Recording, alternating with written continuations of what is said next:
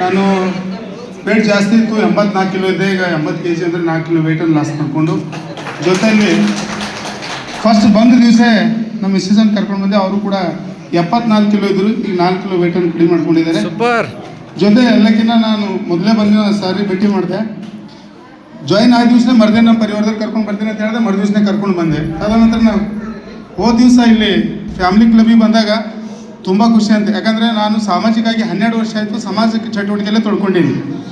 ದಿನನಿತ್ಯ ಬೇರೆಯವರು ಕಾರ್ಯಕ್ರಮ ಮಾಡ್ತೀನಿ, ಅದು ನನಗೋಸ್ಕರ ನಾ ಕಾರ್ಯಕ್ರಮ ಎಂದೂ ಮಾಡ್ಕೊಂಡಿಲ್ಲ.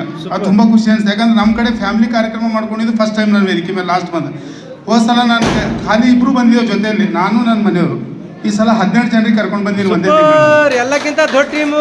10 ಜನ ಕ್ಲಬ್ಬಿಗೆ ಬಂದು ಈಗ ಶೇಖನ್ನು ಕುಡಿತಾ ಇದ್ದಾರೆ. ಅವ್ರಿಗೆ ಗೈಡ್ ಮಾಡ್ತಾ ಇದ್ದೀನಿ ಅಷ್ಟೇ. ನನಗೂ ಗೈಡ್ ಮಾಡ್ತಾ ಇದ್ದಾರೆ ಹಿರಿಯರು, ಸೀನಿಯರ್ಲಿಂದ ಗೈಡ್ ಆಗ್ತಾ ಇದೆ. ಅದೇ ಪ್ರಕಾರ ಅವರಲ್ಲಿ ಏನು ಕಲ್ತ್ಕೊಂಡಿದ್ರು ಅದನ್ನೇ ಮಾಡಿ 1 ತಿಂಗಳಿನಲ್ಲಿ 10 ಜನರನ್ನು ಶೇಕ್ ಕೊಡಿಸಿ ಅವ್ರಿಗೆ ಗೈಡ್ ಮಾಡ್ತಾ ಇದ್ದೀನಿ. Super super.